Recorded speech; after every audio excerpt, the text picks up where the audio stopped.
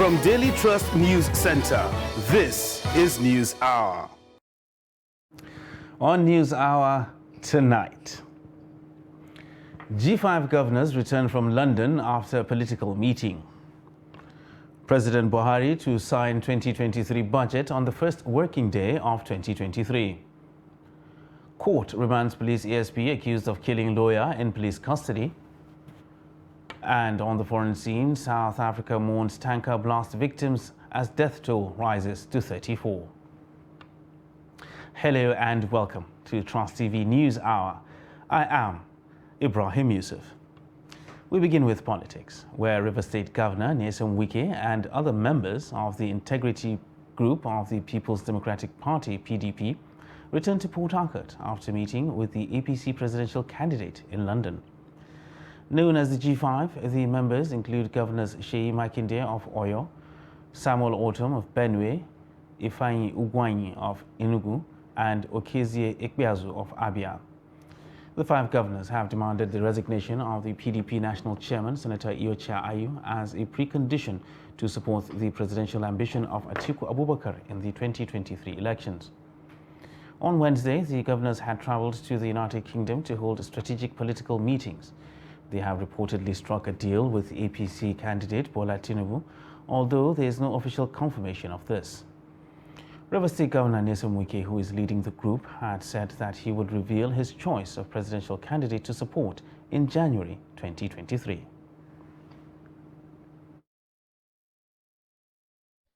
But whatever decision I will take, I will let you know. And I cannot take any decision without taking advice from you. Is it not? Is it not? So please, allow these newspapers who are standing for one election. All of us will know the party they are supporting. We know the candidate they are supporting. They cannot come out and tell Nigerians the simple truth. Every day telling lies upon lies upon lies upon lies.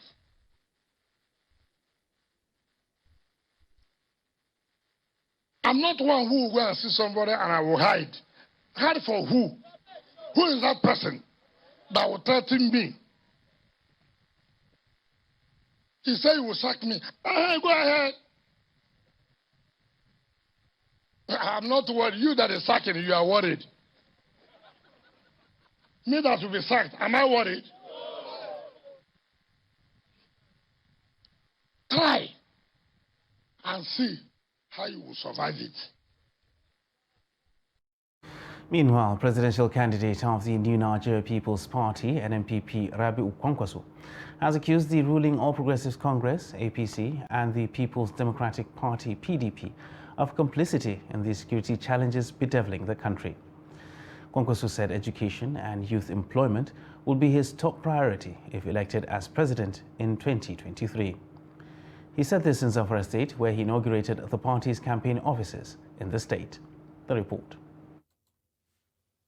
The presidential candidate of New Nigerian People's Party, NNPP, Senator Rabiu Musa Kwankwaso, said if elected as president of Nigeria in the 2023, he will mop up huge number of out-of-school children by providing education infrastructure, equipment, and training of teachers to boost the standards of quality of education in the country. The former Kano State Governor also said that his administration will replicate what he did as governor, providing scholarship and sponsoring children of the poor to study abroad, and some in private and federal universities in Nigeria. We are very much concerned about education in this country, especially in northern Nigeria. And education, even in Kano, as you rightly pointed out, is the number one priority when we are in government 8 years in Kano. And in fact, even in my own private life, I consider education as number one priority. Whatever part that I do, number one is education. So that's why in Kano we are able to do free and good quality education from primary, secondary to tertiary level. The NNPP presidential candidate said Nigeria should not return the People's Democratic Party, PDP, and ruling All Progressive Congress APC to power, as its NNPP is poised to bring about much desired change which Nigerians and Nigeria need at this point in time. So we are very happy. And of course, we always move on the ground because we are grassroots people who always want to associate with the masses, people who are our supporters. And also we look around to see the environment, to see the roads, to see the type of houses that our people live. And there are schools, primary schools that are on the road, secondary schools and other institutions. And of course talk to the people and find out the situation. So we are making a lot of assessments to ensure that we know the problems, the challenges that are on the ground, so that day one, by the grace of God, if we get elected, we don't have to ask too many questions. While in Zamfara, Senator Rabiu Kwankwaso visited strategic towns to seek support of electorate to win the 2023 election. The inordinate ambition of young military officers was responsible for frequent coups d'etats, truncating democratic governments in West Africa in the 1960s. This, however, has changed, as young military officers with ambitions to reach the peak oftentimes cut short their military career to join partisan politics. One such military officer is retired Lieutenant Colonel Abdulaziz Musa Yar'Adua, who is seeking to represent Katsina Central in the Nigerian Senate in 2023. Abdullahi Yamadi asks him why he chose premature retirement to join politics. Abdulaziz Yar'Adua was admitted into Nigerian Military School in 1976 at the age of 12 after passing out from the then Ambute Primary School in Katsina. Thereafter, he was also enrolled into the Nigerian Defense Academy Kaduna for a short service combatant commission course and was commissioned as second lieutenant in 1990. The same year, 91, as a second lieutenant, the army sponsored me, to read master's degree in electrical engineering at Rochester Institute of Technology in the United States. So I spent over 2 years in the United States, where I had my master's in electrical engineering. Abdulaziz Yar'Adua retired from the army as a lieutenant colonel to join politics after the demise of his elder brother, President Umaru Yar'Adua, in 2010. What could have informed his decision to cut his military career short, though the prospects of reaching the top was bright for him? So I felt I had an aged mother, whom I needed to take care of, having lost a great son. So I needed to be close to her. And the other reason being that, yes, I could have a career in the army, but I knew that as a short service combatant officer, my career is short-lived. Having been brought up by a family with both military and political orientation, Abdulaziz Yar'Adua believes his venturing into politics is the right decision. Immediately I left the army, I started thinking of, how to plot my political bearing. Because then our mentor, the late president, was dead, and we had nobody in the family again who ventured into politics after him. So I started thinking seriously, especially anytime we were with him, he used to lecture us, about the situation of the country, the situation of our people. And, it will always, once he speaks, it will touch your heart.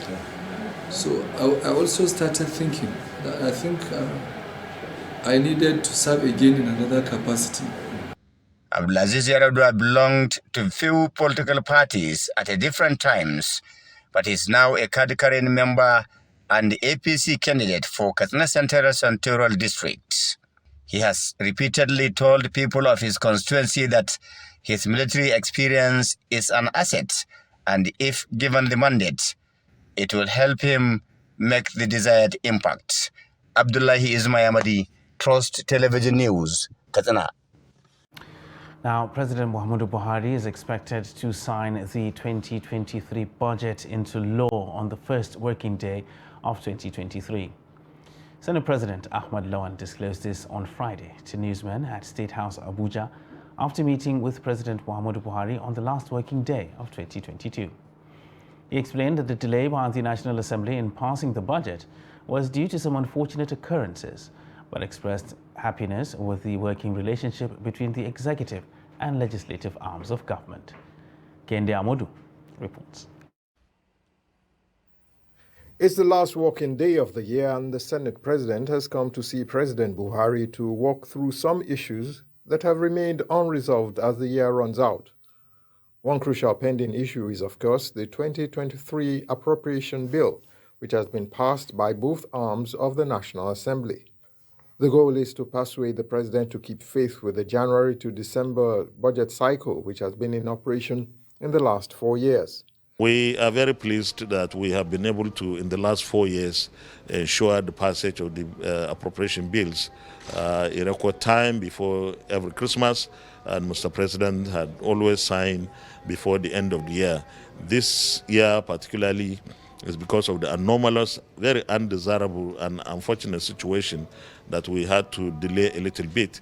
You recall that the National Assembly had to cut down its recess, Christmas recess, to come back on Wednesday for the sole purpose of passing the appropriation bill that we could have passed a week before. The Senate President is passionate about the January to December budget cycle, which he says has resulted in stabilizing the economy. Impact on the polity, on the economy. When the federal government passes and assents to the appropriation bill and the states do the same, the economy starts to receive injection of funds right from January of the following year. So we, without sounding immodest, in the 9th Assembly and working very harmoniously in a very cordial manner with the executive arm of government, have been able to make this economy a little bit better. It would have been worse if the budgets were passed May, June of every year or the following year, and so on and so forth. He is delighted in the cordial working relationship between the executive and legislative arms of government, insisting that the country would have been worse off if both arms of government were working at cross purposes. I think that relationship has produced very positive results, very good outcomes for this country. Imagine that the relationship is broken, that we simply are fighting on territorial grounds and so on and so forth. The country would have been worse for it, the citizens would have lost, and we have no regrets whatsoever for working together to ensure that we support the executive arm of government in ensuring good governance, providing infrastructure across the country. And there's no part of this country today that does not have one project, one infrastructure development or the other. As the year runs to an end, it is time for all political office holders to take stock and gauge what kind of impact they have had on the lives of Nigerians, particularly as elections are closing in fast. From State House Abuja, Kende Amodu, Trust TV News. A Yaba Chief Magistrate Court in Lagos on Friday remanded to the Ikoyi facility of the Nigeria Correctional Services the Assistant Superintendent of Police, Drambi Vandi, accused of shooting to death Lagos lawyer and expectant mother, Omobolale Rahim, on Christmas Day. Vandi, according to the court, will be remanded till January 30th next year, when the Office of the Lagos State Directorate of Public Prosecutions will have issued an advice on the case. The Lagos State Attorney General, Moyoshore Onibanjo, on Friday filed a one-count charge against ASP Drambi Vandi for the murder of Bonale Rahim. Vandi appeared before the Chief Magistrate Court a day after the Police Service Commission approved his suspension over the killing of Mrs. Rahim. With the charge, the Attorney General, who appeared before the Magistrate Court, applied for the remand of the defendant pursuant to Section 264 of the Administration of Criminal Justice Law of Lagos, 2015. The Attorney General told Chief Magistrate Adeola Olatubosun that the basis for the remand is to allow the police conclude its investigations into the matter. The magistrate granted the request to remand the defendant at the Ikoyi Correctional Center and ordered that the case file be duplicated and sent to the Director of Public Prosecution, Dr. Jide Martins, for legal advice. She then adjourned to January 30th, 2023 to await legal advice. Residents of the Federal Capital Territory, Abuja, said the judiciary has fallen short of expectations in the last 12 months. In a critical assessment, the residents say that the justice sector must be rejigged to gain the confidence of citizens. The report. It is often said that judiciary is the last hope of the common man. Though the judiciary has recorded some tremendous improvements in the last 12 months, some residents of the FCT said that some corrupt practices in the judicial system have continued to plague the society. Everybody is equal before the law. What you should do to A, you should also do it to B. There shouldn't be biasness when it comes to passing judgments. The law is for everybody. I know there's supposed to be judiciary, but if it is not influenced, of course they can work because everybody is tired. What I see is that everybody tries to save their head when it comes to working in Nigerian civil service. You understand? Some of them even pay their way to get to any point. I have a friend, like a brother, who was a chief judge. And when I approached him personally that, why did you have to do certain things? And he explained to me his position. And he told me that most of the work they are doing, that they have to work to do the work the way they want them, the people in power. The people in the political arena wants them to do the work. So they are the ones who expose them to all this working wrongly and all those things. And when the problem comes, they don't even help them. We cannot say that somebody, that judiciary has not done very well. They have done very well, but that may not be good enough. So as far as I'm concerned, I would have wanted a judiciary that is we can trust, that I can trust. For Paul Iwo, judgments are no longer based on legal merits or evidence, but often a case of the most influential or connected getting his way. I'm able to have friends that I had court case, and some of them did not come out successfully, despite they are in the right side of the case. Like in advanced countries, it's not like that. Once you have a genuine case, there are activists that will follow up this case for you until justice is guaranteed. But in our own case like that, it's not like that. I don't know, we are looking forward at this new year, we can establish policies that could help the common man. The residents urged the government and relevant stakeholders to take a leaf from other nations who have advanced with the judicial system to deliver justice within shortest period. Martia Umar, Trust TV News, Abuja. Now to matters of security, where the new police commissioner deployed to the Federal Capital Territory, Sadiq Abubakar, has promised Abuja of zero tolerance to crime and criminality with his wealth of experience in the service. The CP said this while parading suspects at the FCT Police Command. Noel Sampson, who was at the venue, has more. 18 suspected criminals were arrested by the police in FCT, with 1,163 exhibits recovered from them.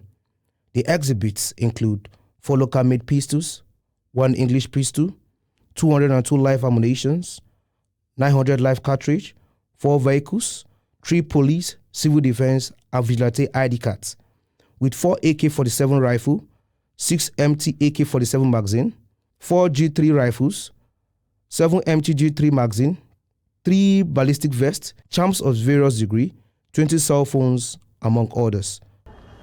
Based on intelligence gathering by the command tactical teams, the operatives raided hideouts of notorious armed robbery syndicates terrorizing the Federal Capital Metropolis and arrested 11 gang men suspects. In addition to that, 4 gunmen who specialize in robbing POS operators and capable homicide suspects were arrested. The new CP also highlights its approaches to fight crime in Abuja. To enlighten members of the public that it is one action that leads to another. Go to Wuse Market, for example. We are talking of car theft. You see how people disrespect the rule. They park anyhow, they drive anyhow. We have already started and we are going to stop that. By the time you have so many bikers jam-packed at one place, certainly you will have a lot of people around the area, so you cannot escape pickpockets, you cannot escape those who steal pawns. However, some of the suspects arrested denied the allegations leveled against them. The something I wedding. They give me as a wedding, and the envelope they give me in the night. Say, see the Lord.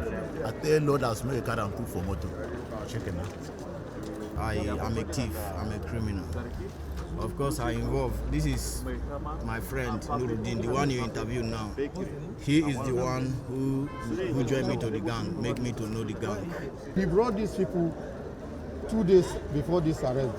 He brought them for that job. He say his officers may give you job and they should go to where people pack money in container. That they should break it instead of go in the way that they will take the money to government, they will do it, and among them, the officer, they will share it. The police commissioner enjoins residents to remain vigilant and report any suspicious movement to the police through its emergency lines. Noel Samson, Trust TV News, Abuja.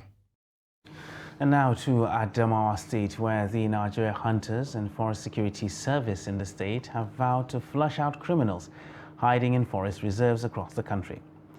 The Commandant Directorate of Hunting and Forestry of the Nigeria Hunters and Forest Security Service, Aisha Bakari Gombi, who stated this during an exclusive interview with Trust TV in Yola, said they are ready to go into the forest to flush out criminals ahead of the new year. Salis Lawan reports. The Commandant, Directorate of Hunting and Forestry of the Nigerian Hunters and Forest Security Service, Aisha Bakari Gombi, further reiterated commitment of the local security toward providing intelligence to support all ongoing effort of security agencies to rid the state of banditry. We are not in competition with other agencies, but we are out to complement their jobs, and I believe this is the time for all hands to be on deck. We cannot leave it all to the government.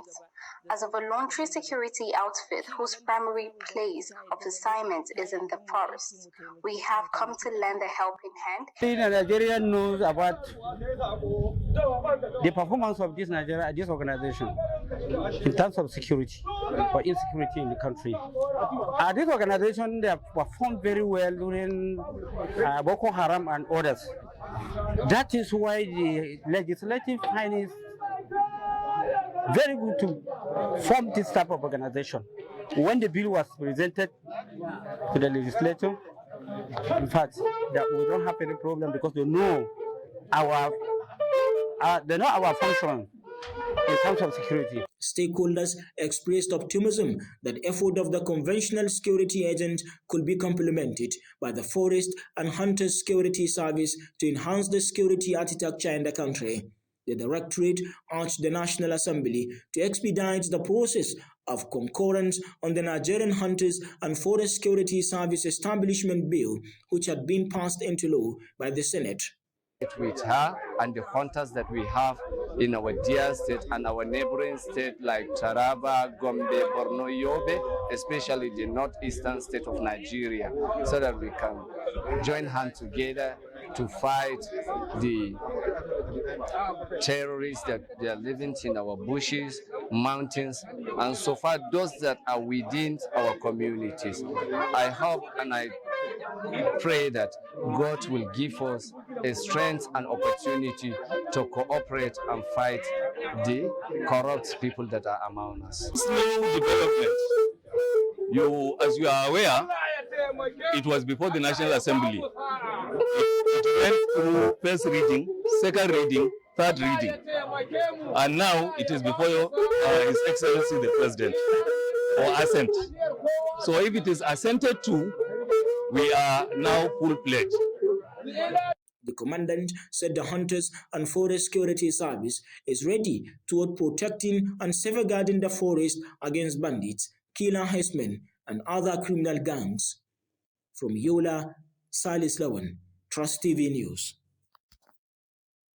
Now to Niger State, where communities around Zungeru, Wushishi local government area of the state, have said that the construction of Zungeru hydroelectric power dam had further exposed them to bandit attacks because the river that denied bandits access to their communities had dried up due to construction of Zungeru Dam.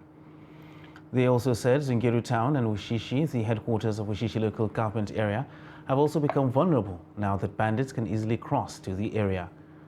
The president of Zungeru Youth Development Association, Idris Abubakar, said this in Mina while responding to a call by the Coalition of Concerned Shiroro Youth, asking the federal government to rename the Zungeru hydroelectric power dam to Manta Dam or Shiroro Dam 2 because the dam is located in Shiroro and not Zungeru.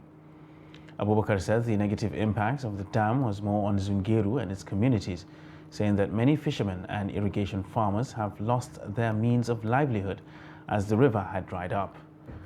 The president, however, said over 20 villagers were recently killed in Akare village and other adjoining communities, while dozens of villages have been sacked, which hitherto was not possible because the river that disallowed bandits access to Wushishi and Wushishi local government. Abubakar said Shiroro youth should be more concerned about how federal government will complete the construction work at the hydroelectric power dam and the benefits it will bring to the state and Nigeria, rather than agitating for a change of name. The House of Representatives Committee on Public Petitions early this month had received a petition written by Shiroro Youth asking it to compel the Federal Ministry of Power to rename the dam to Manta Dam or Shiroro Dam 2. We can make the public understand that we are interested in making them understand that this Zungeru hydropower station is not just for the interest of Zungeru. It is the interest of the nation. Like what he said, the federal government can decide to name it whatsoever name they decide to name it. The fact that they have named it Zungeru hydropower station, the attention should not be in the naming. The attention should be on how do we complete this project. How does this project become beneficial to our community? How does this project become beneficial to the nation at large? How do we see, how do we influence the government in ensuring that they complete this project, this mighty and giant project they've started? That is where we should be concentrating on. The Kogi State government has described Thursday's Okene bomb explosion as the handwork of enemies of progress. Security advisor to the Kogi State governor, retired Commodore Jerry Omodara, said this in a telephone interview with the News Agency of Nigeria in Lokoja on Thursday. The explosion, which occurred around 9 a.m. close to the old palace of the Ohinoi of Ibera land, left 4 persons dead and 2 others injured. The security advisor said the government earlier had received intelligence reports to that effect, which explains the deployment of security personnel across the state. He expressed gladness that the efforts of the perpetrators was frustrated and the visit of the president was successful as he commissioned several legacy projects. A member representing Oshodi Isolo 2 constituency of Lagos State, Ganiu Johnson, has assured Nigerians that as part of efforts to revive the various refineries in Nigeria, the Port Harcourt refinery will commence full operations in the first quarter of 2023. Johnson, who is the ad hoc chairman, House Committee on the State of Refineries, gave the assurance that Port Harcourt and Warri refineries will be coming into full operation by the first and last quarters of 2023. He stated this at the inauguration of the investigative hearing into an alleged loss of over $2.4 billion revenue accrued from illegal sale of 48 million barrels of crude oil export in 2015, as well as crude oil export from 2014 till date. To visit Kaduna it is because of the state of insecurity. That's why we've not been able to. But I can tell you categorically that Port Harcourt will go live after our visit, after our discussions. We go live first quarter of 2023. Port Harcourt will go. So that is a way forward. At least if we're able to refine some of our crude oil here, we will reduce oil subsidy in the country. And we'll have enough PMS locally for our people. So the issue of queues in our filling stations will be a thing of the past. So I want to assure you that whenever they set up, like my chairman said, whenever they set up committees like this, see, you are too much in a hurry. I mean, very soon you will hear, we'll present the report and we'll let you know. In Warri, for example, a total rehabilitation of Warri refinery is going on. By end of 2023, we expect Warri to go live. So hopefully by that time, combined with that of Port Harcourt, the issue of PMS, will be a thing of the past. The issue of oil subsidy will be a thing of the past. Just be rest assured that work is progressing. Thank you very much. The federal government on Friday said it was not planning any upward review of salaries for civil servants, as reported in some national dailies a few days ago, saying only some peculiar allowances are being reviewed. The Minister of Labour and Employment, Chris Ngige, who made this clarification in a statement issued by the spokesman of the ministry, Olajide Oshumudu, stressed that salary component of workers are not being reviewed. Ngige said he made it clear to the State House reporters that increase he talked about was on the remuneration and emoluments of affected workers, especially the civil servants, adding that it's still work in progress. He noted that the end product of the review of allowances will be submitted to President Muhammadu Buhari for consideration and final approval. The statement explained that the Presidential Committee on Salaries, through the Office of the Secretary to the Government of the Federation, received recommendation for review of allowances of many ministries, departments and agencies of government. Stay with us on Trust TV News Hour. Still ahead, we'll show you how deals are struck at Nasarawa Livestock Market. Details of this and more after the break. Do stay with us. This is Trust TV, documenting the Nigerian story. Jama'a ga wata muhimmiyar sanarwa, hukumar raya birnin tarayya Abuja da haɗin gwiwar dukkanin harɗawa shugabannin rigage na Fulani da ƙungiyar Miyatta Allah reshen birnin tarayya Abuja dukkaninsu suna bayyana damuwarsu akan yadda waɗansu mutane suke sakin shanu suna kiwo sakaka a birnin tarayya Abuja. Don haka hukumar raya birnin tarayya Abuja da ta kare muhalli ta birnin suna sanar da dukkanin al'umma tare da gargaɗi akan cewa an hana kiwo na shanu da sauran dabbobi da tsuntsaye a cikin birnin domin suna haddasa bata muhalli da kuma cunkoson ababen hawa a cikin wannan birni. Saboda haka duk wanda aka samu ya karya wannan doka zai fuskanci hukunci, kasancewar akwai gurin da hukumar raya birnin tarayya Abuja ta ware domin kiwo a cikin su. Don haka tabbatar ka bi doka ka kuma haɗa hannu da hukumar raya birnin tarayya Abuja domin tabbatar da tsaftar wannan birni. Wannan sako ne daga hukumar tsaftace muhalli ta birnin tarayya Abuja.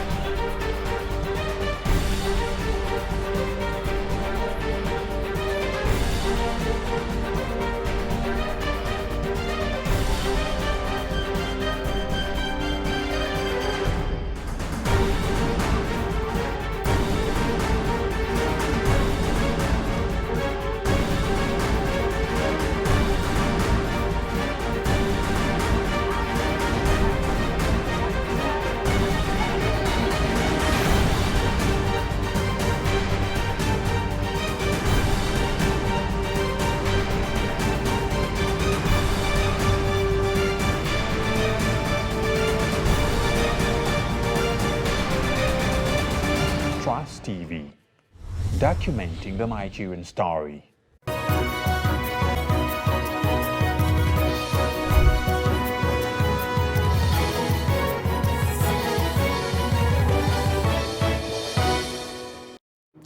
Welcome back, and thanks for staying with us on Trust TV News Hour.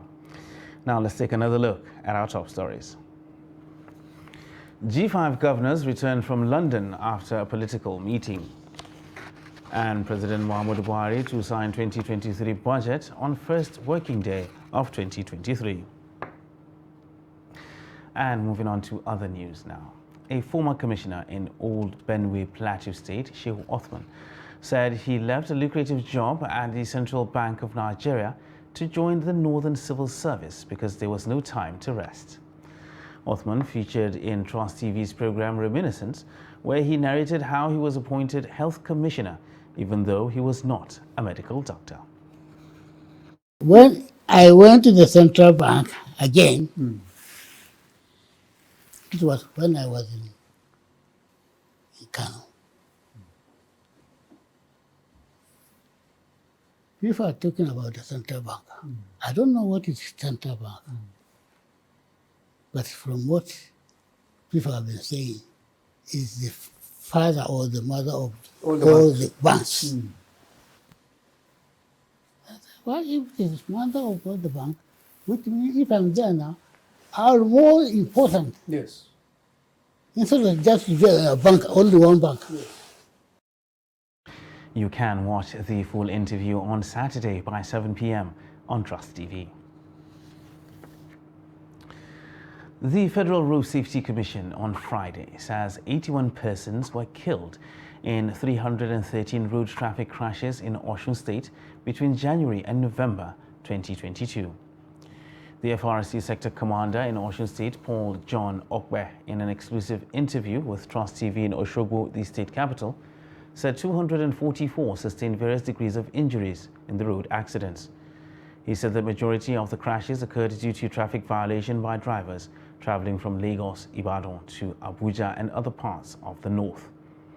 Okwe cautioned drivers against driving when tired or sleepy to avoid accidents on the roads, adding that driving tired is as dangerous as driving drunk. He advised drivers to observe 30-minute rest periods after every 4-hour drive. The State Coordinator of Special Marshals, Benga Aluko, also advised all road users to always avoid route violation. We have also tried to enhance our campaign and sensitization to everyone in the mosques, in the church, across the motorbikes, across the road. We also go on the spot assessment and we do also on patrols as well. Is that they ensure that they are patient very well on the road. While driving on the road, they need to be patient. They need to ensure that they keep to all road traffic regulations, all road traffic regulations, all the laws that guides the road. Yes, my advice for all road users, both pedestrians, the bike riders, and the motorists, is that during this Yuletide period, they should drive carefully, love themselves, because if you love yourself, you will not want to be involved in a road traffic crash, which you don't know the end result, maybe disability or death. And if you love yourself, you prevent that. Directly or indirectly, you are preventing other road users from getting involved in road traffic crashes. So my advice is, road users should be careful, don't drink and drive, and we advise that we should, as much as possible, avoid night travelings. The court does not say you should not travel at night, but because of the risk and dangers involved, they advise that do your traveling during the daylight. Anywhere night falls on you, have a rest.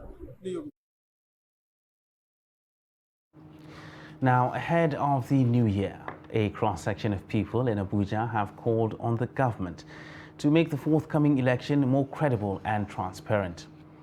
Kabir Lawal speaks to Abuja residents on their plans and expectations in the coming year. It has been the tradition for people from all walks of life to take decisions based on their projections and plans for the coming new year. The year 2023, according to some respondents, is going to be more prosperous and successful in view of the forthcoming election that will usher in new government. I know Nigeria has gone through a lot this year, and I believe the youth are ready to change the scenario next year. Calling on the government, first of all, to do free and fair election, because the change will commence from there. You understand? Because we need to choose a leader that will serve us best. They should allow the youth to have a voice this time around. They shouldn't try to rig the election so as to change the government and change the situation of the country. It's a year that Nigerians will come out in mass and vote for the leadership of this nation. Because I just feel that we need a change.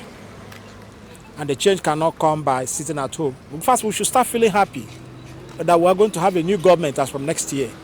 And a government that will feel that we're better than the present government will have. Because most of us are complaining seriously. Many people are complaining because of the inflation in the country today. Other respondents, however, want the government to fix the economy and address security challenges to make citizens more happier. Economic and security. Security is one of the main things, because if there is no security, there is no way your economic will be balanced. And check and balance. You have to prepare your this thing for the needful of the masses, so that whatsoever is this thing, they will say yes, your government have tried. Nigeria has been full of unrest, and most of this unrest are coming from our political leaders who use their power to do all sorts of maneuvering, endangering people's lives and all those things. So you cannot determine what tomorrow brings. You only wish it could be good. They also caution youths in the country not to allow politicians use them as political thugs during campaigns or election, noting that youths are leaders of tomorrow. Kabir Lawal, Trust TV News, Abuja. Now, the Nasarawa cattle market is rated among the top 10 livestock markets in northern Nigeria. And according to research, the market is one of the largest and has been in existence for decades, providing the best breeds of animals. Abubakar Abdullahi visited the market, and his report is presented from our studio. For years, the Lafia cattle market was the source of livelihood for many within and outside the Nasarawa state. The market, which is periodic, operates twice a week, Thursdays and Sundays, with customers from different parts of Nigeria and even neighboring countries. During Trust TV visit to the market, thousands of locals and Fulani herders were seen carrying out business operations. Fatai Suleiman said he visits the cattle markets every week from Benue to buy animals. A cattle dealer, Abubakar Alaji Saeed, said the market is one of the best points to sell their animals, as people from all over the country come to buy animals here, adding that both buyers and sellers benefit from the market. We bring cows here to sell. We make money and feed our families. We give thanks to Allah for this. On his part, chairman of the market, Ahmed Saleh, said the market attracts people from different regions. It is a legitimate business. Everybody, Muslim, Christians, different ethnic religions, come to this market from all over the country. People from other states are the backbone of this market. He said although traders of other merchandise do business in the market, it is mainly for animals. He then called on the state government to construct a fence around the market to protect both sellers and buyers against intruders and other criminal activities, going by the huge turnover the market generates weekly. That report was put together by Abubakar Abdullahi. Now, stakeholders in Oyo State have once again restated commitment to the total eradication of female genital mutilation and other harmful traditional practices. This and many more are the center of discourse at a community awareness campaign aimed at sensitizing survivors of the heinous act. The report. Female genital mutilation involves the partial or total removal of the external female genitalia or other injury to the female genital organs for non-medical reasons. Experts said such has severe consequences on the well-being of women and the girl child. We are holding what we call survivors. Survivors are people who have been mutilated. And you know, when you are mutilated comes with trauma. And you know, sometimes that you live with that trauma for the rest of your life. Not only that, trauma leads to mental health degradation. Mental trauma leads to, emotional stress and other things. 13 out of 33 local government areas in Uyo State are presently campaigning for the elimination of female mutilation, including Atiba Council District, one of areas notorious for the act. Kind of a capacity building, making them to know what has been moving on around. Because before, most of our people will say they don't know that there is a law that tell about the FGM. So we just want to open their mind to it, just to know that Oyo State government has, in their own capacity, bring a law that forbid anyone that engage in courting female in our society. And then through these programs, we can see that we've changed the attitude and the mentality of the mothers and the caregiver in our local government. You can see it today. During this program, they've been asking a lot of questions, and at the same time, this changed their motion and their attitude toward the female genital mutilation. More than 120 women and young girls who have been victims of this barbaric act participated in this enlightenment campaign. Some of them shared their experience. As me stand here, I can talk it frankly that I regret of this accomplishment that they are doing for me. I regret it. I can say it with hope because we need to understand it. If we are not doing it, it's not that having anything, but we need to achieve our aim on it. It's good for us not to be circumcising our children because there are many problems that they are having. My advice to them is that they should stop it, especially because of their health. Because if they do this thing for the female child now, in the future, it will later tell on the baby or on the victim that they do the things on it. And also, it's a crime.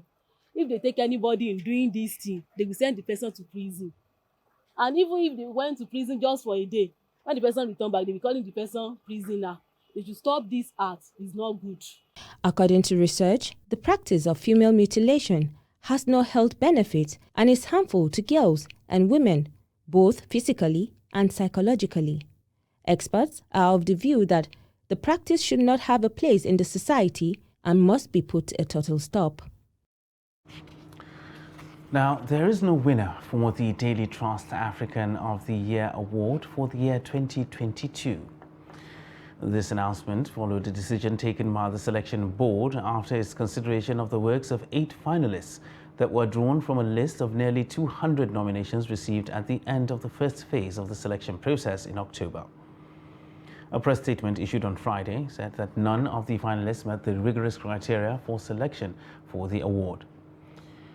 5 of the 6 selection board members last Tuesday agreed that there was no winner after a virtual review of the credentials of the 8 Africans who made it to the final round of the selection process. The 8 finalists were drawn from a total of 168 African men and women who were nominated for the coveted Daily Trust African of the Year award. At the close of submissions for the 2022 award at midnight of October 24th this year. Daily Trust, a leading independent newspaper in Nigeria, instituted the African of the Year award in 2008 to annually recognize ordinary Africans who have made extraordinary contributions to humanity in any field of endeavor. The selection board is chaired by a former president of Botswana and winner of the Mo Ibrahim Award for Good Governance in Africa, Mr. Festus Mogae. And members of the committee who represent Africa's regional blocs are Ambassador Mona Omar, North Africa, Amadou Mahtar Ba, West Africa, Gwen Lister, Southern Africa, and Pastor Rigobert Minani Bihuzo, Central Africa. The chairman of the board of Media Trust Limited, Marlon Kabir Yusuf, represents the award promoters. The African of the Year award was introduced by Daily Trust in fulfillment of the newspaper's commitment to African unity and sustainable development across the continent. With this annual award, the newspaper hopes to entrench the culture of selflessness among Africans with the aim of creating a pool of role models for others to emulate. You're still watching Trust TV News Hour. The news continues after this break. Stay with us. Now, as part of efforts to support Africa's goal of strengthening... Now, looking at the activity chart, as you can see right here, a total volume of 130... Created a Boko Haram crisis that at that time was restricted to Yobe. How secured are they? You can see security men with blood. This is the road leading up to the... Already, if you look at England squad, you are looking at EPL, you are looking at their names. You are not looking at...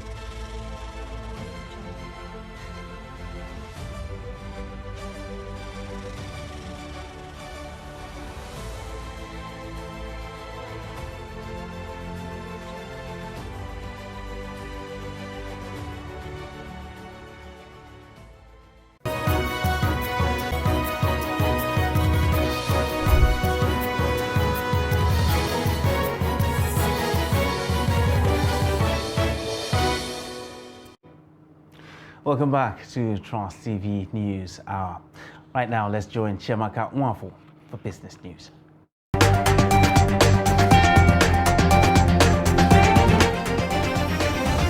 The Central Bank of Nigeria, CBN, has released the Payment System Vision PSV 2025 to be driven by contactless payments, big data, open banking, among others. CBN Governor Godwin Emefiele made this known in a Nigeria Payment System Vision 2025 document published on the website of the Apex Bank. According to Emefiele, the PSV 2025 will focus the attention of critical stakeholders on contemporary developments that will drive digital innovations in payments in the future, such as contactless payments, big data, and open banking. In the PSV 2025, the CBN will initiate a review of the core payments infrastructure and central switching platform to ensure continued capability to meet payments demand. The Apex Bank would also review the potential for a request for payment RFP scheme and the deployment of contactless solutions, which include quick response code and contactless card. Belgium-based Ryanair cabin crews have started a 3-day strike, resulting in dozens of the low-cost Irish carriers' flights being grounded and affecting thousands of passengers. The strike came on Friday as the cost of living crisis continued, increasing labour strife across Europe that has disrupted the festive period. Ryanair employers in Belgium have already gone on strike several times this year to demand that the country's labour laws be fully applied, grounding aircraft. The unions are also planning to strike over the weekend of January 7th and 8th at the end of Belgium's traditional winter break. Bullish session continues on the floor of Nigerian stock market on the last trading day of the year, extending the gains to 6 straight sessions as the all-share index grew by 1.89% to close at 51,251.06 points. Market capitalization appreciated by 1.89% to close at 27.915 trillion naira. The market breadth closed positive as 21 equities emerged as gainers against 17 that declined in their share prices. An aggregate of 890.7 million units of shares were traded in 3,566 deals valued at 3.36 billion naira. And that's it on Business News. I am Chiamaka Nwafo.